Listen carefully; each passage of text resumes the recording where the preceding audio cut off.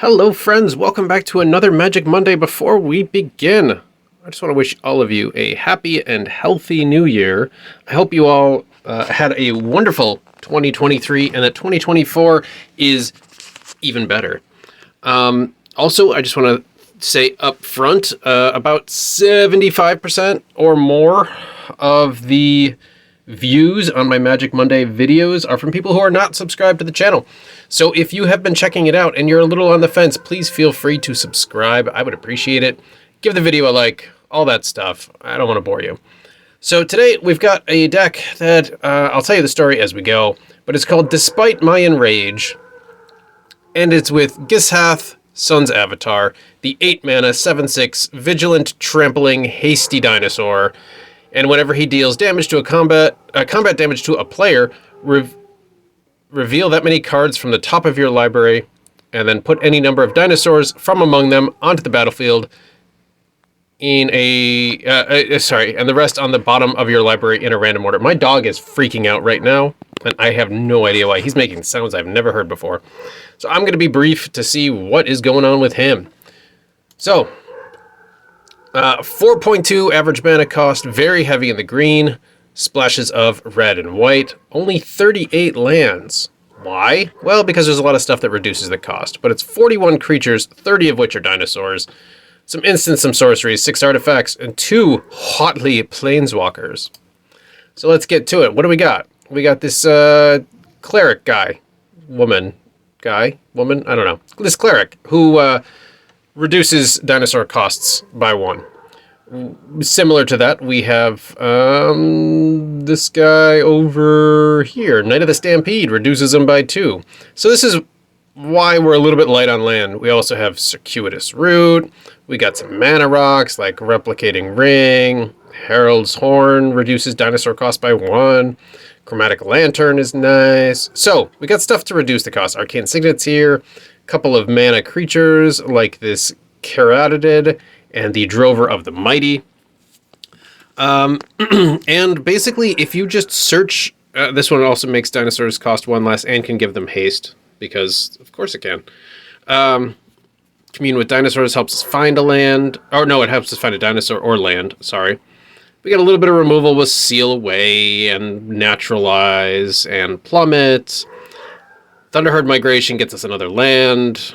And then we've got some creatures. So this deck was actually originally a standard deck, and I was kind of just looking through my stuff and thinking about some of the decks I've done recently. Last week was the Millennium Calendar one, and I thought, let's just do something like old and just update it a little bit.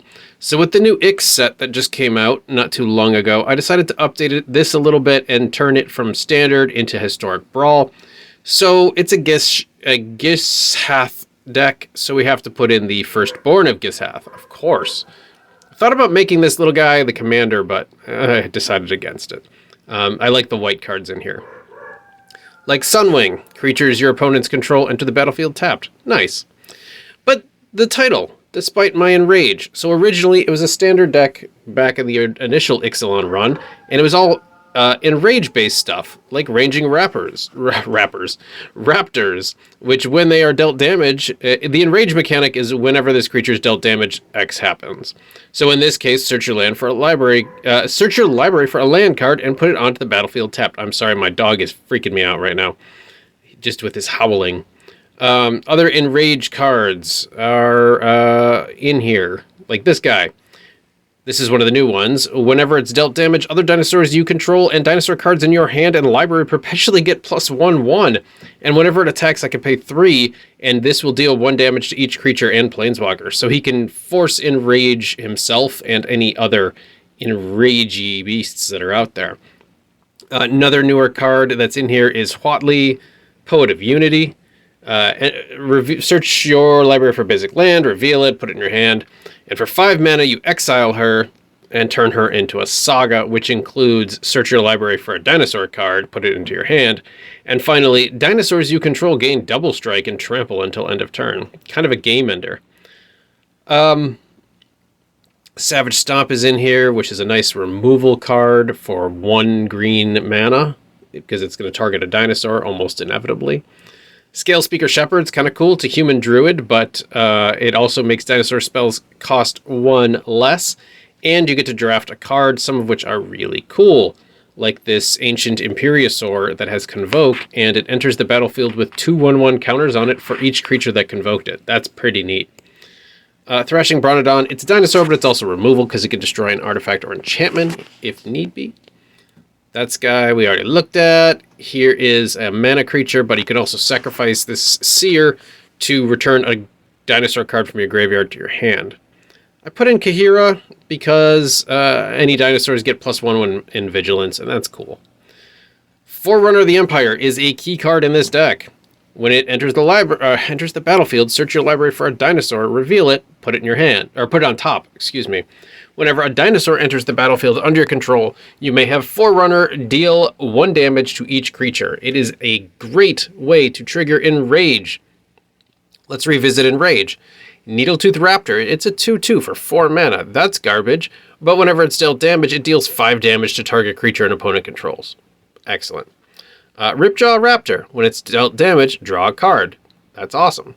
This one, whenever it attacks, it deals 1 damage to any target, so I can actually ping my own things to trigger them.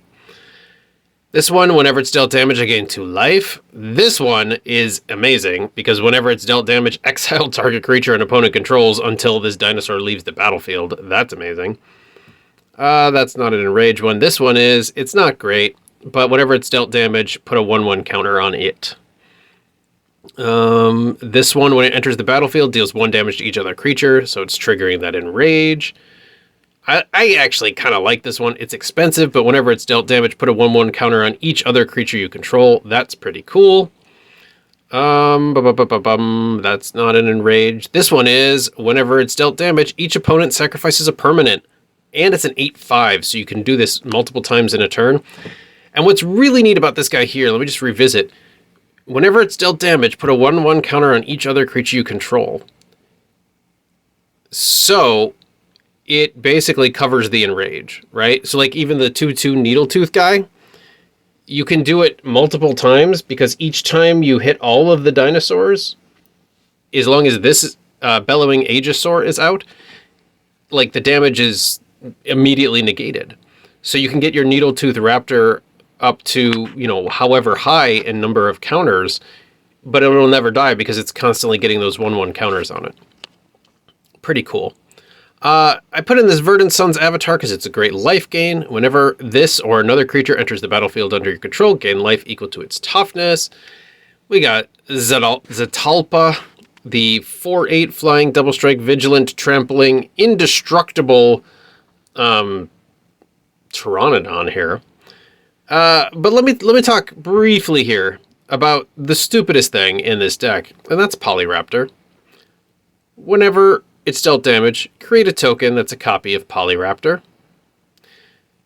So you've got this that you have in your hand, right? And you got this Bellowing Aegisaur out, and you got your Forerunner of the Empire out. You drop this Polyraptor. The Forerunner triggers, deals 1 damage to everything, including the Polyraptor. The Aegisaur puts a 1/1 counter on everything, negating that 1 damage, basically. But because of what Polyraptor does, it makes a token of Polyraptor. And you repeat the cycle infinitely until your opponent quits.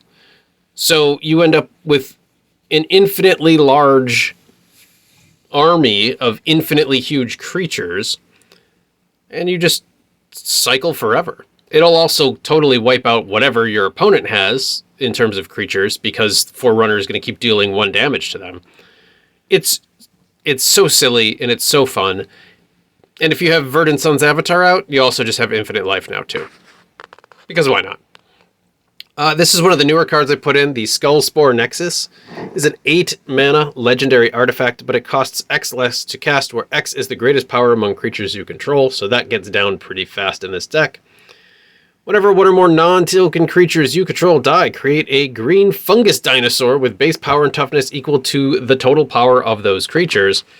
And 2, tap, double target creature's power until end of turn. A great ability with our commander. 14/6 Trampler, who's going to dump a bunch of dinosaurs onto the field when he deals damage. Fantastic. We got Galta because, of course, we have Galta. It's a really strong card. And Zakama, who untaps all lands when you cast it. All lands you control when you cast it. And then you can deal 3 damage. You can destroy an artifact or enchantment, or you can gain life. An incredibly versatile card. I have paper copies of Zakama and Gishath in the same commander deck. I kind of switched back and forth which one I wanted as my commander. It doesn't matter. It's an amazing deck, and it's super fun to play. So I kind of skipped over some of the cards that are a little more boring. Goring Ceratops, Double Strike. Whenever it attacks, all other creatures you control gain Double Strike until end of turn. It's really cool. It's 7 mana for a 3/3. So it's one of those cards that you hope to play for free with your commander.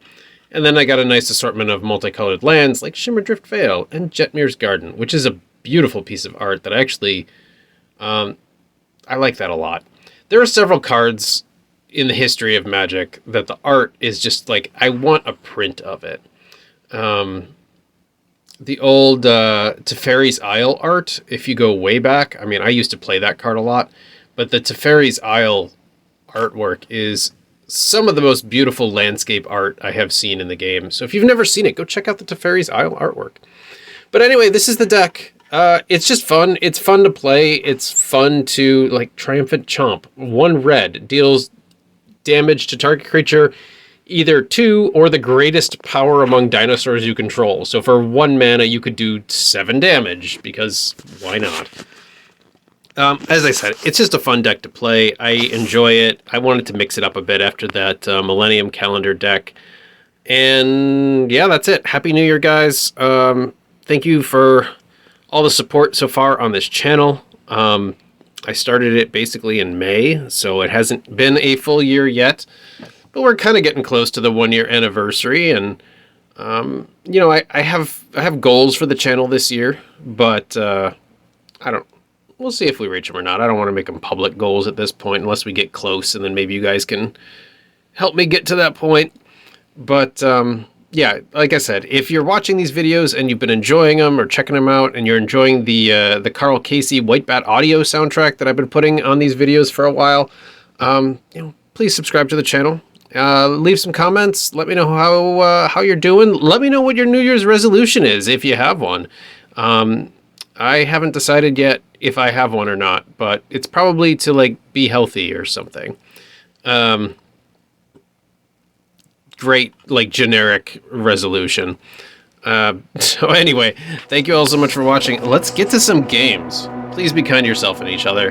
Happy New Year.